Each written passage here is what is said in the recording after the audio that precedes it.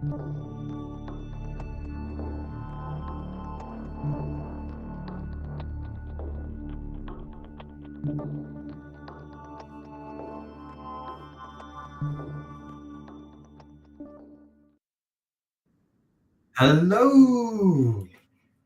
How's it going, Ray? Very This is well. second time. Yeah. Isn't that exciting? Using the fancy new Restream technology. Exactly. That's how you got to do it, right? I think it makes it very interesting, right? And we can see comments. And right now nobody's watching yet, but I think they're going to get the notification. Oh, we got one watching. That may be me, but we got someone watching here. So we'll just take a look. Well, truly, we make the show for listeners, and you make it for yourself. And when you're the listener, it sort of all comes together. There you go. We already got one. But I remember we ended our last conversation. What will be true in a week that is not true today? Yes. What was definitely not on my bingo card is that the next time we meet, there will be no tunnel anymore. Yes. Nordcraft. Nordcraft, which sounds like the latest, massively multiplayer RPG from Blizzard. I mean, maybe that's what they're going for. I was looking up Nordcraft and I was only finding like Minecraft stuff. Yeah, right. Minecraft like a Viking flavor to it, right?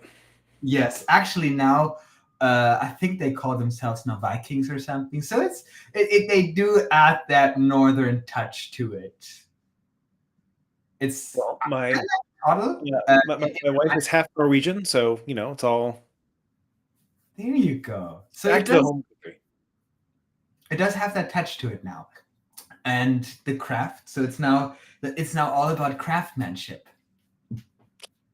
Yes, we're going to craft the North. It's really too easy to sort of make fun of people for these kinds of branding decisions. They're very personal, and they are. It's as much about sort of aligning the team and saying, "Hey, this is what we're about. Hey, let's go." And the team colors that will then allow you to do better, because your customers don't really care. Like another example of that would be WeWeb, right? Also recently changed their branding. They didn't change their name. Changed their logo. This weird right. AI thing, right? Their logo, their style book, yes. And you're not the only person to have said that's weird, but like similarly, it's like what's going to speak to them so that they can, go out and produce in a way that's going to be, really outsized. And that's that's the job of it. So like when people go create new branding, it's like sort of easy to sort of take a couple pot shots, and sure, they can be funny too. And being funny, I always approve being funny. But but they're just going to do what they're going to do, and the real question is like, how do they create value for us? Yeah, I mean, I do think their new website looks better than the old one, to be honest. Are you talking about now about Nordcraft? Nordcraft. I didn't like the last Tuttle website. I don't know. It wasn't fully like responsive, and the buttons were a little bit too big. I found it a little bit weird, the last website. I liked the one before, but the last one was kind of weird. So I think the website is going into a better direction now. I think it looks more like, because I've done some really nice websites in Tuttle. I was like, they gotta showcase more what you can do with it if it's made in Tuttle, right? You gotta have fancy animations and all that kind of stuff. And I think they're getting there. Yeah, I mean, if you're going to have if you are selling web development services, you should have a very beautiful website. So like your new website, by the way. Oh, my new website also demonstrates I'm not in the game providing web development services, because if I were, you look at that and say, no, we're not going to do that. Yeah, but for me, like the other thing about marketing is that it's an ongoing experiment, right? You put stuff out there, you pay attention to how people are responding to it, you change it, and that was actually one of the reasons why I made the change to the site. Was that it was a little too stuck in its ways, because the editor I was using wasn't making it easy for me to move in a direction that would be really helpful to me. You see your website right now. I do now see my website. Thank you so much for putting that up. You even got an animation on there. Yes, I made a little animation, little tailwind, layout animation. I just wanted to say, where did you build it? And you did it in Next.js. Yep. There you go. So I largely vibe coded my way through Oh. a Next.js app. Oh, now there are testimonials there. There you go. I was like, we're going to. And like some of the most interesting visual elements are plugins like this from Senja. Oh yeah. Yeah, Which- it's like iframe. Just ones. Yeah. You get like your wall of love, or what did they call it? That's what they call it. Beyond vibe coding. Yeah. That's great. So whoever wants to go beyond vibe coding, go on statechange.ai and go on join now and fill in your credit card information, right? There you Yes, go. please do. It's we just had a superb office hours. Actually, all three of the ones this week so far. We had 2 on Monday and 1 so far today, and just like the quality of the questions are coming through, and like the progress people are making is just extraordinary. But really is like that whole beyond vibe coding thing is a big deal. Yeah, I just said you're always doing very exciting stuff on State Change. Definitely worth checking out. Thank you.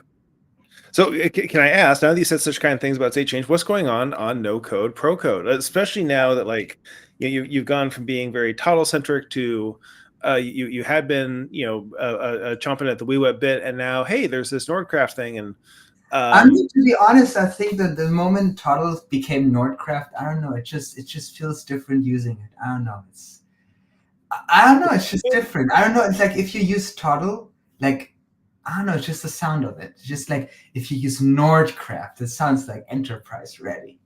But jokes aside, I do like the new name. I think their website makes it more sound like I'm actually using legitimate frameworks than just hacking my way through there with a no-code tool, which I appreciate. But yeah, we are definitely, we have some people in office hours who are now using Cursor that graduated from using Toddle to using Cursor. And I've actually built a React app in Cursor, and I was able to render this using React DOM and Toddle. So I was like, why should I just go full React? I just turn the thing that I can't do in Toddle into a React component, build a little SDK, and thanks to your help from years ago, I just kind of like remembered some things, what we did back then, and I was able to get React Flow running in Toddle using React DOM. Super. Right? And of course, you want to minify it because it's going to be very big. So I minified it, and then after minifying it, I minified it again. So it's minified. Yeah, minification. I mean, yeah, those things, and most people have pretty fat bandwidth. I mean, the kinds of bandwidth concerns we had back in 2017 when this was sort of the main focus of discussion, and people can still be quite proud of having a 10 kilobyte web app, but who cares? Like you throw a couple megabytes at somebody, they're never gonna know the difference. There you go. I mean, mine was like 500 megabytes initially. That's large. That's certainly large. It's React. I had to get the whole React thing in there. Well, yes, and you make a really good point about like minification and of course tree shaking, both of which are going to matter for. Yeah, I think I got down to like 50. So I think I'm doing well with that, and it works actually well. I mean, you can I built it in Cursor. It took me like 20 minutes building that as a React app, and then I just put the thing that I couldn't do in Toddle as a React component, built a custom component, imported that with NPM. I was even able to host it for free on GitHub, so I got it to JS Deliver and all that. Cursor helped me with the commands. It asked for my GitHub password. I don't know if I exposed something. But it was very easy. Got it on there, and it's now on GitHub, floating around. Excellent. Can I ask you use the GitHub MCP server in Cursor, or just? To be honest, I have no idea. I just gave it my password. Okay. That can happen. But it works. And I just created a new GitHub only for that. So it's not on the Deskbit GitHub because my developers told me to not do that because we want to make sure that everything is secure in there. So I do have my own little GitHub for my own little crazy ideas. So in case something gets exposed or whatever, it's security compliant.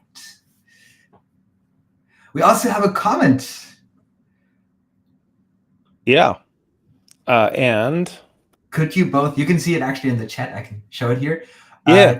You both share the exact times when your office hours take place.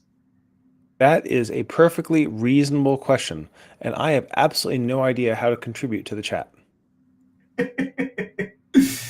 I mean, But now it's been, for now it's been. Oh yeah, there you go. well, I got your link. if you could maybe put that up on the Chiron down there or something, we might be able to help Bill and Frank at least know when it comes around for state change. Yeah, I think I can put something in the chat? Oh no, you can't post to some channels actually. But you can post it directly on the screen here in front of us, yes? Yeah, let me post it in the chat. I think I put it in the chat. Okay. Now let me try to put it on the screen. Okay. We need to set up those links beforehand, but let's see. Let's do this in here. Let's put your link in here. State change office hours calendar.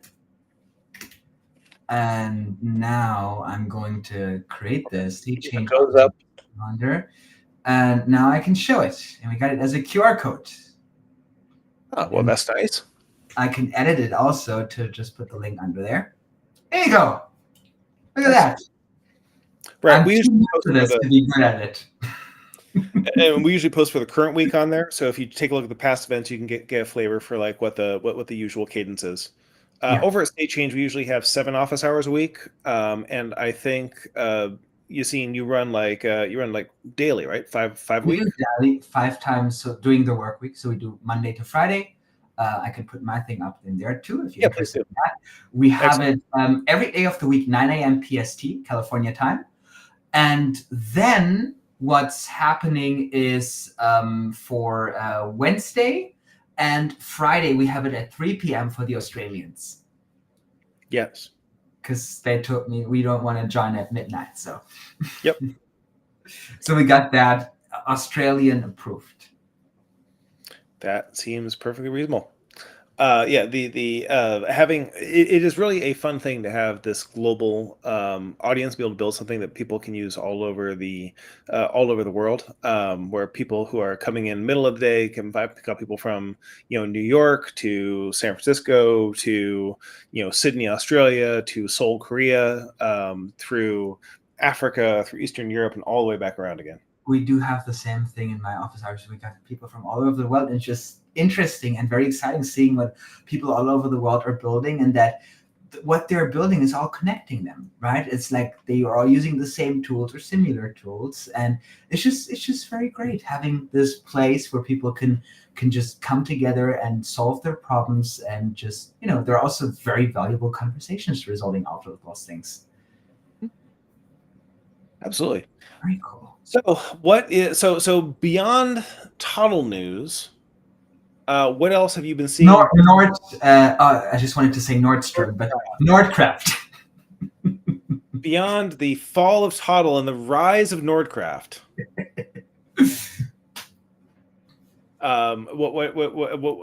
What else have you been seeing in the market this week?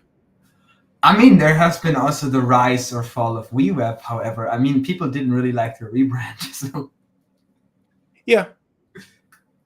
It's always. I'm sure people at Toddle are going. The Toddle community might start feeling the same way, right? Actually, it has been very positive in there. Actually, I've been. Oh, they have been excellent. I'm so glad. Yeah. I was like, okay, their Toddle is not there anymore. It's now Nordcraft. Let me rejoin the Discord. Right? There's Toddle.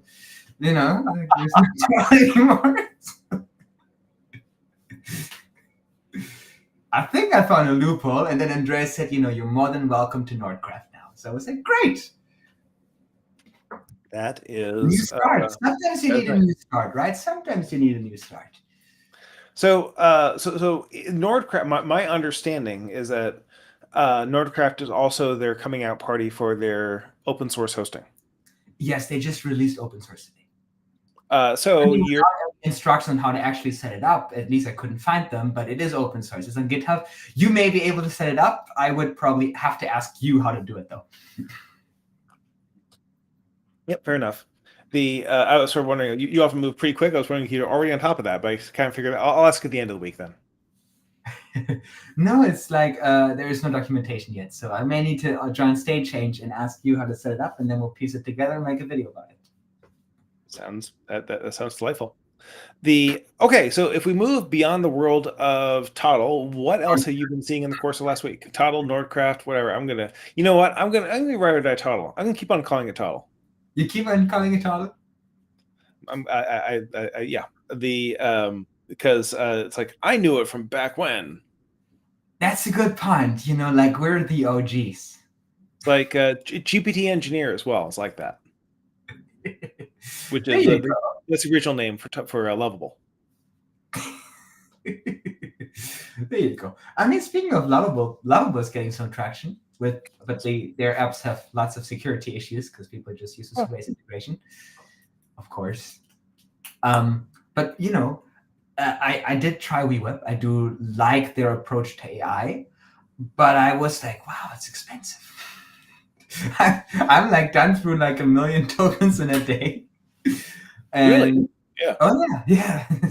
I mean, I do have it built custom components for pretty much everything because I'm using Upload Care. And WeWeb doesn't have a good event handling system. Remember when we were on State Change and someone asked, how do I emit events from a custom component? And it turns out you can't do it even though the feature exists. So because of that, I just, whenever I build something in WeWeb, I have to turn everything as a custom coded component because they can emit the features. So what I feel is WeWeb has hit a ceiling in how much they want to do or can do in this visual interface. So they've just been putting AI into it to give people all the features they've been asking for a while without actually having to build them right now. I think that is a really good point. That's my theory.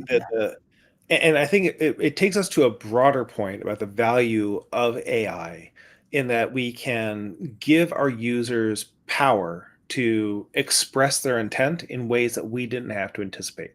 When you are building in visual development, basically any visual tool needs to be something you have designed and presented to the user ahead of time. The way they combine those tools might be very different, but the actual tools themselves are things you have to have created.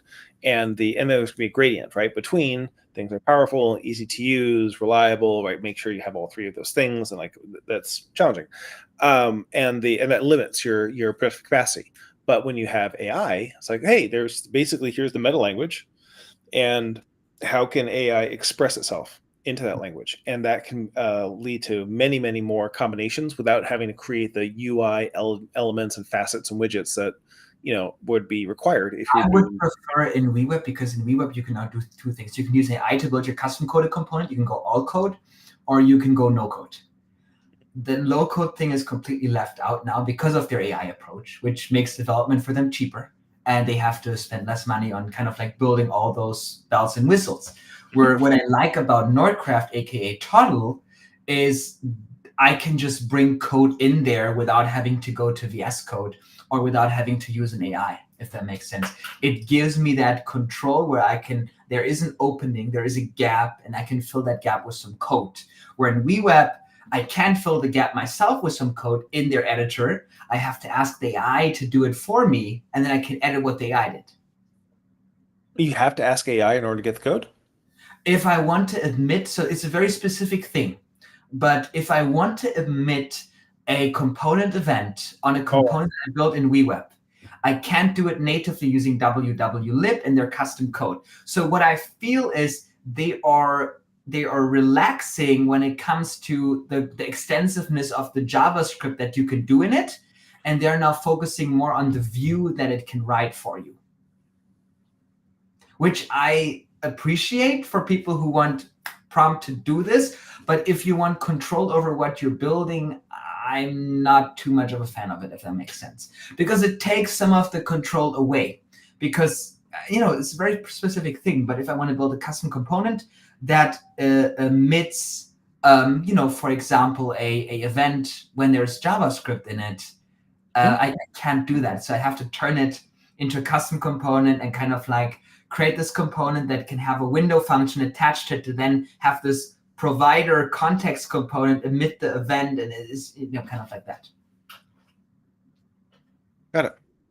And you also can trigger workflows, so you would have to have the workflow ID. So when I build a template, I will need to trigger the workflow with wwlib and then change it again. It's not execute workflow anymore, it's something else. It's like global workflow or something. and I need to hard code the ID. Where in Toddle they have a nicer way where I can just create the workflow and have callback directly in it for the JavaScript code, which I do like. Which WeWeb, like workflows can only go down, but they can't get out of it, if that makes sense. Like you can only get data in, but you can't get data out of it. You would then have to have one workflow call another workflow. So I do feel there is not that much logical completeness in WeWeb. If you want to stay within this low-code visual ecosystem, you can get there with AI, but I think that is exactly why they have added AI, because it would be a lot of work doing, what Toddle has done and adding all of that in there. And it would also, quite frankly, be lots of explanation for the people who already like and use WeWeb as it is. And you don't want to scare off your existing customers. Well, that's also a good point in terms of where the existing customers are. Yeah. So something else I have been wondering a bit about is there's a question like using AI to build these apps, right? And then there's sort of take it a step further, right? And not just how are we building, but what are we building as we look ahead into 2025? Yeah. And most of the low-code systems I've talked to, very unimaginative about this. They're solving the thing of like, how can I help my customers today solve the problem that they have today? And there's something reasonable about that, serving your customers. But from a strategic point of view, like, it's sort of look across the market. And you and I sort of have the privilege of being able to talk to, between the two of us, hundreds of people, right, who are building and some of the changes in the way they're building. What are you seeing? That is, where's the puck going in terms of what's going to be getting built coming up later in 2025? I think most applications that are being built are mainly something that is an AI wrapper. If I take a look at my office hours, almost everybody is building some sort of an AI wrapper or some other kind of API wrapper. I think it has been always the trend. I mean, that's why state change is state change AI. I remember when I joined your original promo video. I think you were like sitting in your living room or something, and you were talking about state change being a consulting firm or something like this. And you say, why is it AI? Because everybody's now building something with AI. And I was like, I like that guy. I want to join his community. And if you're thinking about joining Ray, sign up right now. It's $39. It's the best investment you can ever do. And if you want an even better investment, it's $149, and you'll get much more of Ray. More Ray. I actually find that the model that we both that we have here, I mean, the people who I've seen working with you, who are building, they're just able to go so much faster because they're able to bring things to your office hours. Buttons to do the actual work. Well, yeah, I mean that's sort of the key thing, right? The people who are building want to build, and they just don't want to be stuck. And that's so when people come into like no-code, low-code, no-code, pro-code office hours, yeah, wow, I just can't say that out loud. Anyway, so when they come into your office hours, what they want to do is keep running, and they come in, they get their help, they get their tune-up, and they're able to move on. I have seen other office hours in no-code, pro-code. We actually have lots of people who are in no-code, pro-code office hours and in your office hours. Yes. People who are just maxing out, getting whatever help they can from those two sides. It's way cheaper than hiring someone, and they're probably as productive, if not more. And like and what is it you need to hire for? I really think there's a high and a low thing here, right? Like you have if you've got the AI that's there to sort of be your lackey, able to take care of a lot of things, but if you give it instructions you don't really understand, it will really go off the rails. And that's really where things go sideways, is when you're trying to give instruction you don't understand. So that means you come and you get educated. Okay, now you can actually use it to then go fast. I mean, just put those two things together, there's a whole lot that you can do. It's not like you need to be doing all this work slugging away yourself. Like, just a little bit of help and a bit of tooling, and the leverage is just enormous. I think in a way that much more so than I think was true even like 12 months ago. Yeah. And with Claude 3.7, it's actually a big game changer also when it comes to UI. Yes. I know what you're using it for. Right. Claude 3, I mean, yeah, Claude 3.5, the October version was a big what was a huge game changer for being able to do coding, because they finally loaded up with some real recent code, both on the Python and the JavaScript side. And then 3.7, I mean, it behaves a little differently, but I find it to be fantastic for getting done the things I need to get done. Allows me to move very quickly. In fact, I've got it on my Never screen use here. ChatGPT for coding anymore since Claude. It's just not that good. Sorry, what? I never use ChatGPT for coding anymore. It's just not that good like Claude. Oh, interesting. Have you tried using, 04 or 4.1 for it? I tried all of them. It just doesn't get NPM right. Because like what I found is Claude is really good when I tell it, my prompt for using something in Toddle is, I have this proprietary framework. The code needs to be written exactly like this. You can't go off the rails. Just keep using it, even if it doesn't make sense, and follow my instructions. This is about my prompt for AI to write some code that I can use in Toddle. And then it's like, I have to run this code all over again. So you need to make sure that first it can run on multiple instances, components, and if it runs many times after each other, it can reinitialize the component. If I do it in ChatGPT, it's like, it just goes wild. Yeah, sure. With Claude, it's really good at understanding the specifics of the code that you need to be generated, because you're generating React code, so you can fly with both, but I'm generating Toddle code, so I need some guardrails around what it actually does for me. That makes sense. So just coming back around to the question of what is being built, right? We talk about how to build, like 3.7, okay, pretty useful, over Sonnet from Anthropic. But what are you seeing getting built, and what do you see as sort of around the corner for getting built? I mean, you talked a little bit about like adding AI to apps. Okay, that's interesting. Like, where is that? Where do you think that puck is sliding to? I do think most people are going to build some sort of AI wrappers. I think there's one in State Change. He's building an AI Chrome extension, right? And we have lots of people in No Code Pro Code who are also building some sort of AI application. Everybody is using AI in some part of their product, even if it's not advertised as AI. That's kind of like what I feel. But in No Code Pro Code, we see actually lots of people who are building B2B applications. I think that's also what happens in State Change. I don't think there's too much B2C. More is like B2B, where people have a specific way how to approach a problem. We have one, he's building like a social media scheduling app for businesses. So he's putting his expertise as a marketing expert, as an influencer, into building such an application. We have another one. He is building an application for, he's building applications for his clients who need internal applications for marketing processes. So he's a marketer, and he turns those ideas into products for his clients that they can use to then automate internal flows. So they don't have to use ChatGPT. They have their in-house solution trained on their data. And so there are two kinds of ways how you can provide lots of value with AI. So you can build AI systems for other people, or you can build them for consumers and just sell it like a product. So we have, I think it's equally, there is the B2C side of B2B, and then there is the B2B side of B2B, if that makes sense. Where you do like more of the enterprise engagement, where you actually build custom software for the user and kind of like keep getting paid to keep it running for them and all that kind of stuff. Okay. What about State Change? What trends are you seeing in there? Right. So I'm definitely seeing people building things that are beyond just web apps, right? I'm seeing people building extensions. I'm seeing people building, there's big demand for discussion of MCP, which is the Model Context Protocol, for basically being able to integrate an app directly with an AI front end, right? So basically, I've sort of seen bringing AI inside your app and then bringing your app to AI. And the first of those is relatively straightforward. That's the kind of thing you've built, right? For No Code Pro Code, right? You've got like the bot that's sitting inside your community, and that's a perfectly fine thing to do, and then creates a lot of value.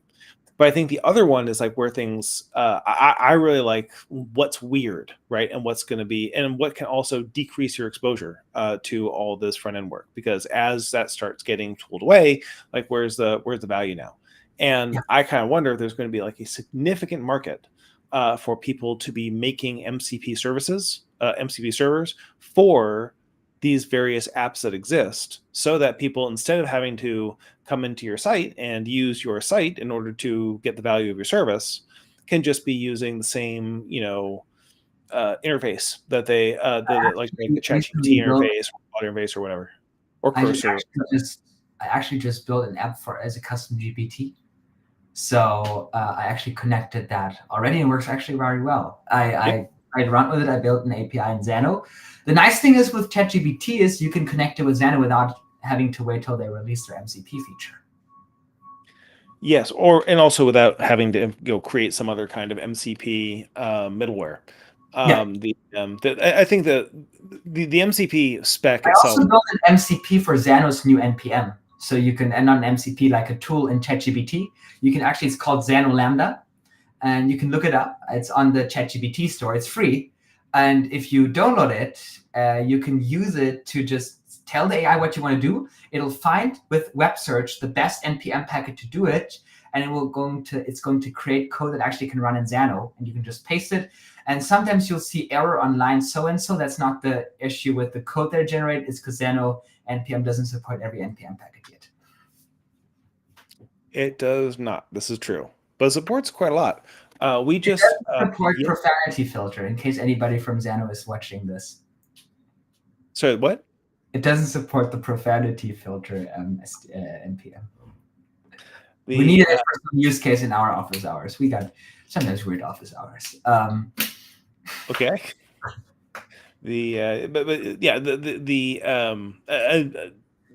their Lambda functionality is pretty powerful. We were just working in office hours for submitting a video and getting basically video understanding using Gemini through a Xano Lambda.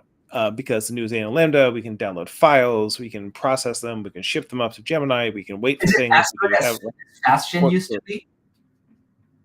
Well, yeah. FastGen, I always thought FastGen's big competitive advantage was that they had these code steps. And they had them for both Python and they had them for JavaScript. Xano went a different way. They said, we don't really know how to support that right now. And so they kind of stayed back. I thought that the code step was going to be a bigger deal for FastGen than it was. As it turns out, FastGen never really made that much in the way of sales, had much bigger opportunities elsewhere, and they just pivoted to something else. The Xano now has its code step in the form of the new Lambda. It's pretty darn powerful. It is JavaScript / TypeScript because it uses the Dino engine as opposed to using actual Node.js. But it works. It works pretty well. I do think this is going to open up a new UI can of worms for Xano, where people are going to be looking to be using Xano as a code editor, right? And Xano's features as a code editor are weak, but they have the opportunity to become good. They're certainly using the same underlying technology like VS Code and Cursor, whatever it does, use like the Monaco editor. But there's some pieces to make it a kind of first-class coding environment that you're used to working in some of these other environments too. I mean, we both have seen some things in the Xano Insider Discord that we can't talk about because there's an NDA, but I think they're going into the right direction with what they're doing. Yeah, they're getting close with all the things that they're doing that we can't talk about because they're toxic. Well, right. They have said publicly there's going to be XanoScript. Okay. They have said publicly they're going to. I'll just let you say all the stuff, so I'm off the hook.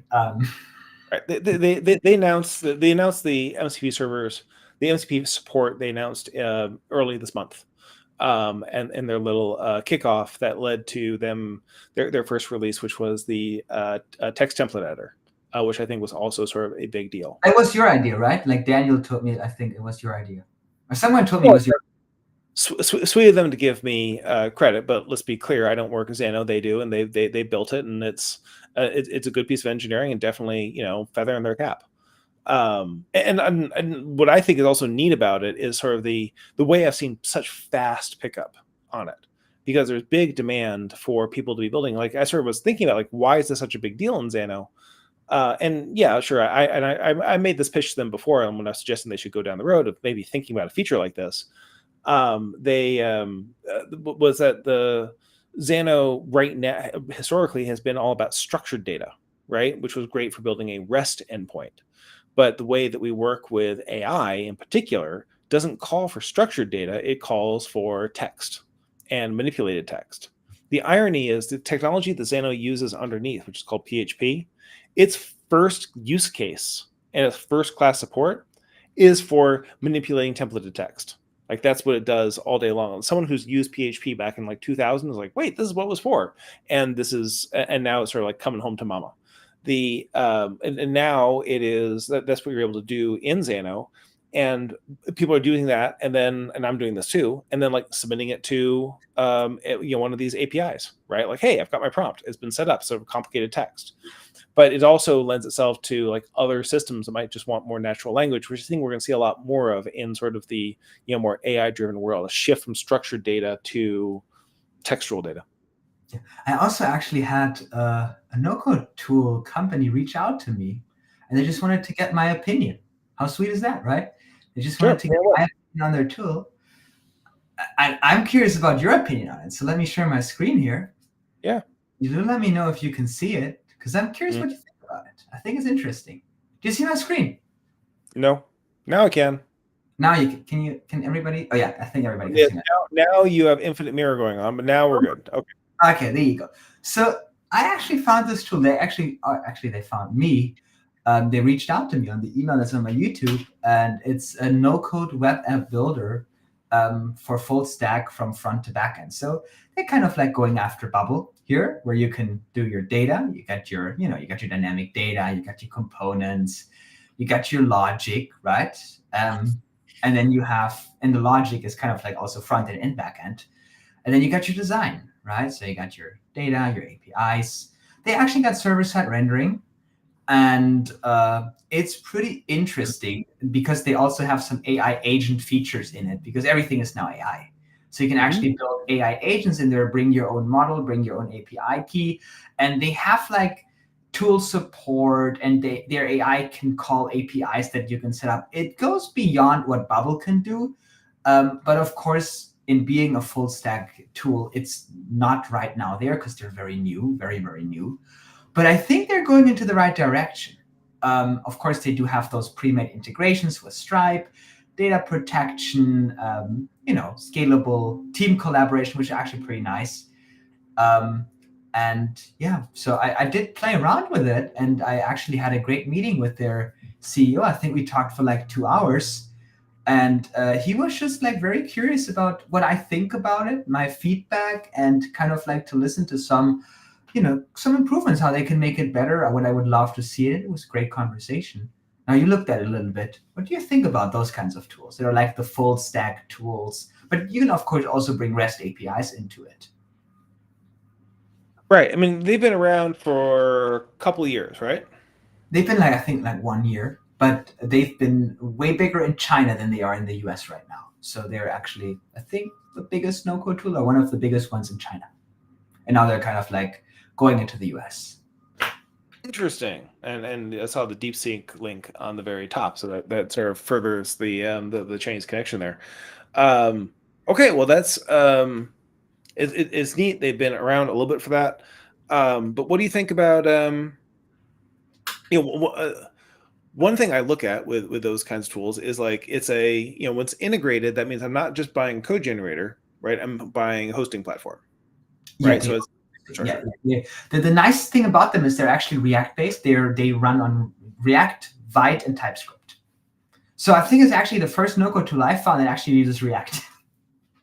Yeah, I find most no-code tools don't use React. That's a reasonable point. So I talked with their CEO. He said, like React, you can't dismiss the platform capability of React.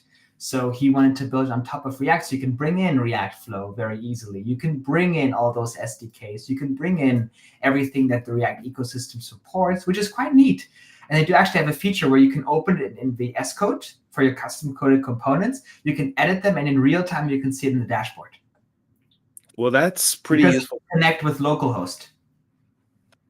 So that's actually quite cool. It's a little bit like Noah. For Flood. Right, Noah has that, and actually the flow for building coded components in WeWeb looked like that historically as well, before they had sort of more the AI first way of doing it. Okay, I mean that's cool. They're out there. What kind of what kind of market penetration they have, because they really aren't showing very much. Like their wall of love is a few indies, but they're very big in China. I mean, like what's really the scale of the organization? I'm not completely sure about that, but I think they're a team like they told me like of 15 engineers. So there is some size to them. But I think it's just very early for them. But they showed me what they are planning to add, and it looks very promising. I don't think it is something that I would like build a very big application on right now. I think it's a very good Bubble competitor. I wouldn't build a very big application Bubble right now. I think right now it's a very valid solution to Bubble if you're considering Bubble. But if you're considering something like WeWeb or Toddle, I think just wait a year and I think they'll be there. Interesting. Yeah. And be there for what? What do you imagine is the use case? I do think it will be very nice for applications where you want to have the backend and the front end in one place. They are really going on accelerating the development for AI wrappers because their technology for building AI agents that connect with the front end is novel. So if I take a look at Jerry, who's building kind of like AI agent internal interfaces for his clients, I think he'll definitely be able to make good use of something like Moment to just build those way faster because it's most of the time it's just table stakes, right?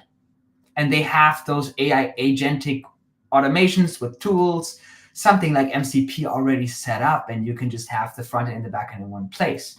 So that is quite unique, and for what it does, is actually quite cheap. And it just lets you spin up those things quite fast. Actually, we have a comment about this. Is it possible to export the code with this tool? I talked with your CEO. Right now, it's not possible. But you can bring your React code into it, so you can do it the other way around. But I think it's an interesting tool. I may make some videos about it once there are a little bit more features that kind of like touch the hardest parts, because what we do on this YouTube channel here, and me and Ray both, we kind of like more touch the harder parts of visual development. Yeah. Yeah, that's cool. And like the fact that it has that bridge out, would love to see we'll love to see a demo of that, like get ourselves going with it. Yeah, I think you should definitely try it. I think it's very interesting. It's a very interesting tool. Any new interesting tool that you found that someone approached you with or that you discovered somewhere on the internet? Anything cool on your side? The thing I've looked at most recently that I found to be fun is Unicorn Studio. Have you used that one yet? No, I haven't. Yeah, well, Unicorn Studio is a visual development tool for making basically making 3JS elements and special effects and artifacts. So like I can bring it up here. Yeah. You know how to share your screen? You need my help with that, or? Looking okay? I think it's coming through. Yes. But right now, I think at your. Oh, I just wanted to say we're at your Spotify, but it doesn't. No, it's. I think that's Unicorn Studio. This is Unicorn Studio. So the idea here is that you have. I mean, there are things that other people have built, but the vision behind it is that it is a tool that allows you to make these special effects, and creating something that might look like this, based on the. Is it running this on your website?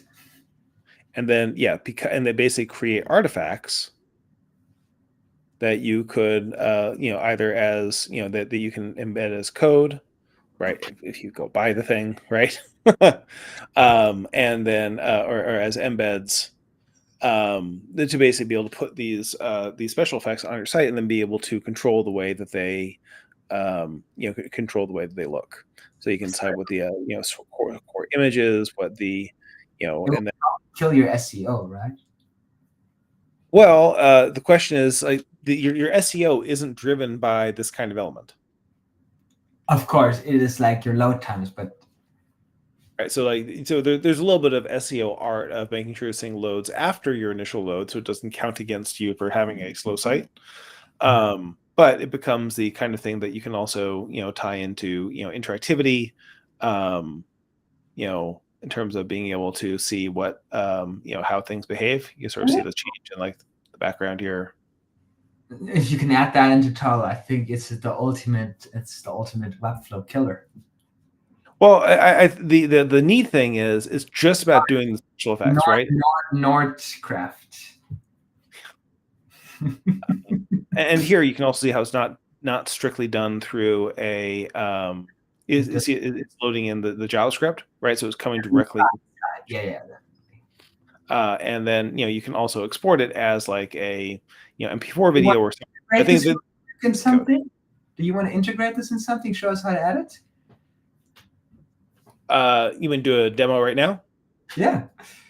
I mean, if you want to send me the code, I can show you how to integrate into Toddle. Yeah, you should totally spin this thing up. The thing I find really neat about this kind of system is how it is using these visuals for getting outside of just either. You're on a wait list for it. I'm not on the wait list. Oh yeah, you go sign up for the wait list. It clears pretty fast. But the creating things that aren't just standard web apps, that's what I find to be most exciting here. Is why I find MCP to be pretty exciing. Like on the front end, it's going to be exciting. You want to send me the code for the diff block real quick? I think it would be interesting if we can see if we can integrate this in Toddle. Northcraft. Do we have something like with a pine tree or something on there? Let me just see here if I can get this component. Oh, it actually has a Framer component. You want to put it in Framer.js? Let's do it in Toddle. Let's see if it can work in Toddle. So I think I just need the JavaScript one. Yeah, sure. Here you go. I'm going to put it into our private chat. We're going to see if this works. Private chat, go. Private chat. I did not know about that. Where the heck is the private chat? Oh, there you go. Yeah. I got it. Okay, let's copy that. Okay, let me start sharing my screen. This will be interesting. We're doing interesting stuff here. Let's share that. Do you see my screen? Yeah, sure. There you go. I got mirror. There we go. There. Now we are at, look at that, the new logo. Nord. It's still on Toddle Tab. But it's Nord Stream. Not Nord Stream, what was it? Nordcraft. Okay. Let's do this animation. We'll create this as a component. And we're just going to paste it in here. We're going to import. Did it import it? Oh, yeah. There you go. It did import the product ID. Let's actually try going to HTML Online Viewer, because I think we got to structure it a little bit. Okay, I got it in here now. So let's do format. And we got this script. So we do text JavaScript. We'll have a function. Do we need the exclamation point in the function? Right?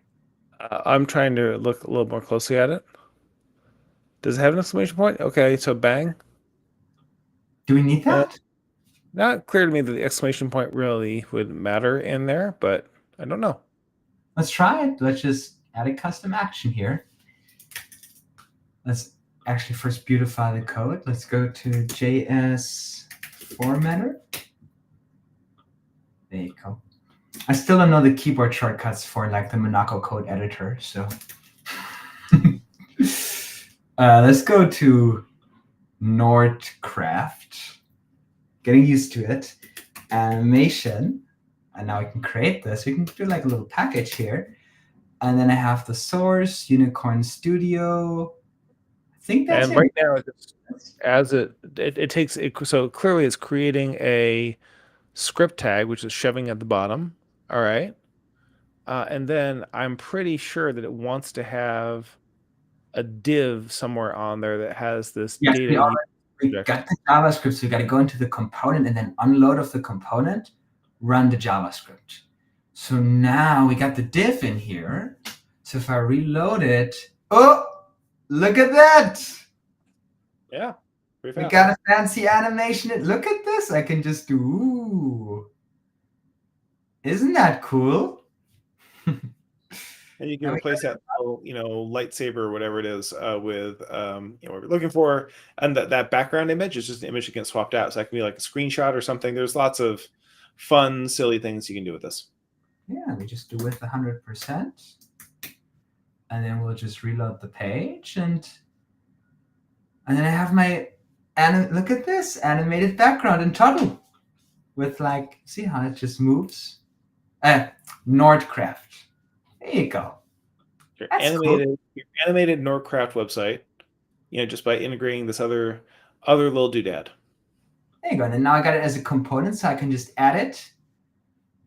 And I think I gotta reload the page. And then I got it here. Look at that. Isn't that cool? And I can add text over it, and I can add a div over here and make it absolute and make it with 100%. And we're going to make a little, and let's do a new landing page for state change. Let's do, in here, we'll add an H1, and I'm going to do a join state change.ai. We're going to center it. We're going to give it white background. Ooh, there you go. And now if I reload the page, we got a very fancy state change landing page. Look at that. Ooh. There you go. Look at that. I think we're doing like, but that's what I look for. I actually have this idea like weird no code. I look for what are tools that allow me to do things that were otherwise hard or strange to do, and where do the AIs allow me to do things that are like more than just table stakes. Someone just said wow. Yeah. That's cool. We just made like a little, you got a new landing page. If you want that, let me know. I'll share that project with you. Yeah, and you can actually export the code, which will make it run even faster and blah blah blah. Very nice. Yeah, but that's the kind of weird thing I look for. So if anybody on here who's watching this says, oh wait, I know something really weird no code tool, please put that into the comments of this video. We'd love to see it. We should do like next time we're going to just talk about weird no code tools. I'm down with that.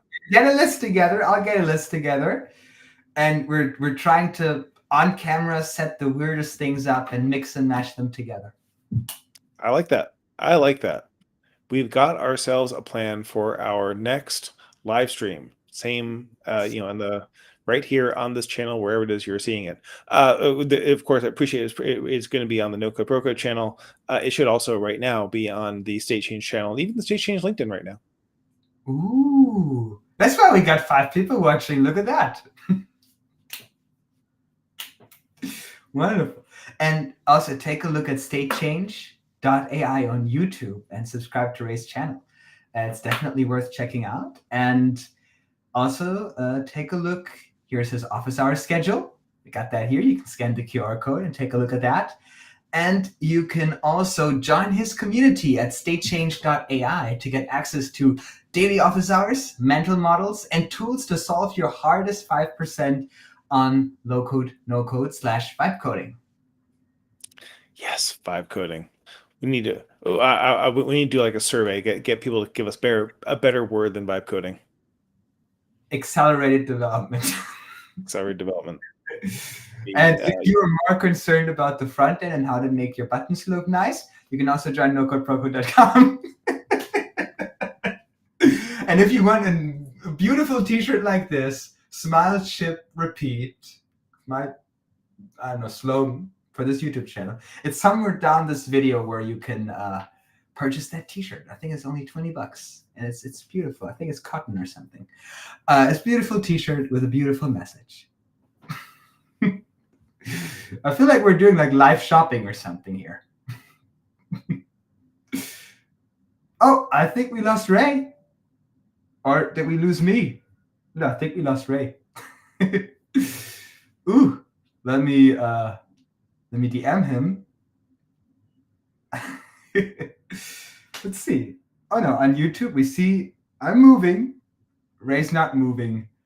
Let me just text him. We lost you.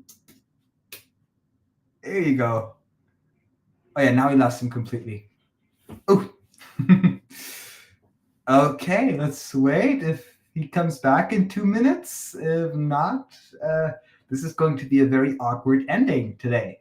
Does anybody have any questions in the comments that we can help with before we bring this to an ending?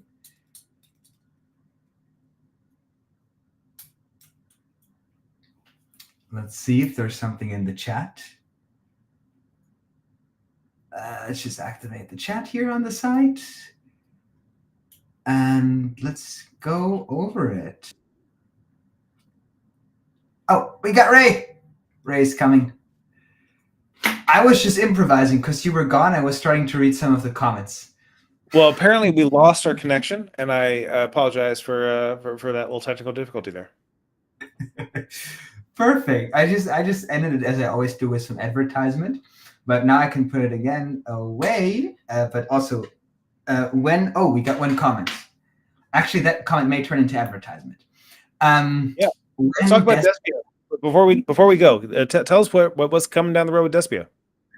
We're actually right now, we got the whole version 3 dashboard done. We got the whole version 3 framework done for iOS and Android. So we're done with that.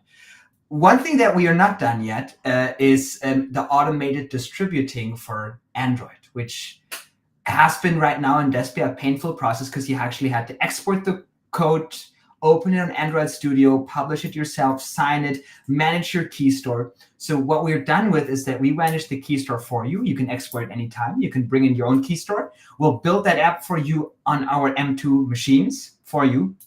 We'll send it to the App Store.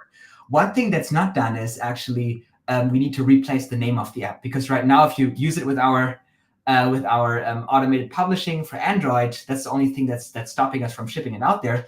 Your app will be called Despia Framework. So we need to adjust our CodeMagic YAML file to actually replace that name with your app name. That's the last thing. It's always those small things that hold you back, but I'm very confident that we have good news next week.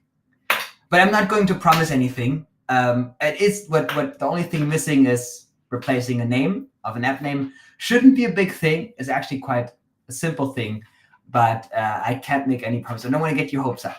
But the framework is done, and we are definitely going to have V3 for iOS next week with widgets and app clips and all that exciting stuff, and reading users' clipboard. And I think we lost Ray again.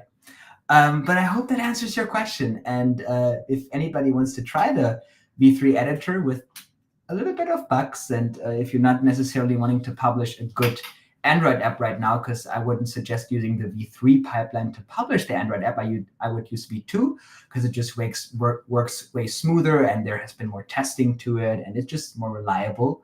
But if you want to still test it out, definitely put a comment in there, or contact the support, and we will be able to set that beta up for you, because we definitely need some people who are willing to test it before we'll release it. But thank you, Johnny, for that question. And we lost Ray again. Let's see if he comes again. In the meantime, since we've been talking about Despia, you can also scan this QR code here to, I feel like we're doing something like TikTok live shopping or something. You can also scan this QR code here and take a look at Despia and, start your project for free and, get that all set up. There you go. I'll be waiting for Ray. Let's see if we can get him back. Oh, we got Ray back. There you go. We got you back again. We gotta hurry up and ending this now. We have to wrap this up because one of the I live in a rural part of the world, and sometimes it is the connection isn't totally perfect, but very rarely do I have this kind of problem. So I certainly apologize to you. You've seen everyone else who's watching. No worries. We got one last question. Let's do this quick. Would you say no code pro code is beginner friendly? Ray, what's your impression on that? I think your community is much more beginner friendly than mine is. My state change is deliberately focused on this question of the hardest 5%. I would say people who are just getting started with their journey. There are lots of other resources, including Yassine's, that are much more about helping you climb those earlier parts of the learning curve. Where state change is at strongest is going to be where, hey, you've gotten to a certain level, and now like you're at that point where like issues are really weird, right? And that's the kind of thing that I enjoy the most. We sometimes joke about this 5% versus 10%, but I would say that if you are serious about building, right, but you're a relatively beginner, that would still be a good fit for your scene. If you are serious and you have come along and it's like you're using other resources and those resources aren't helping you as much as like you really are in that last 5% territory, that's really when I would recommend coming to state change. We have lots of people who've been members of ours for a couple of years, but it tends to be after they have gone through that first part of their journey. Yeah, we actually have lots of members who started out a year ago with No Code Pro Code and who recently, canceled their No Code Pro Code subscription and moved to state change because they're just evolving in the process, right? And they are just looking for, okay, now I know how to make buttons work. I know how to do API calls. Now I don't want to use Xano anymore. I want to use Supabase. I want to go beyond that. I don't want to use Turtle anymore. I want to use React, and then raise your guy. Cool. All right, let's bring in Orlando.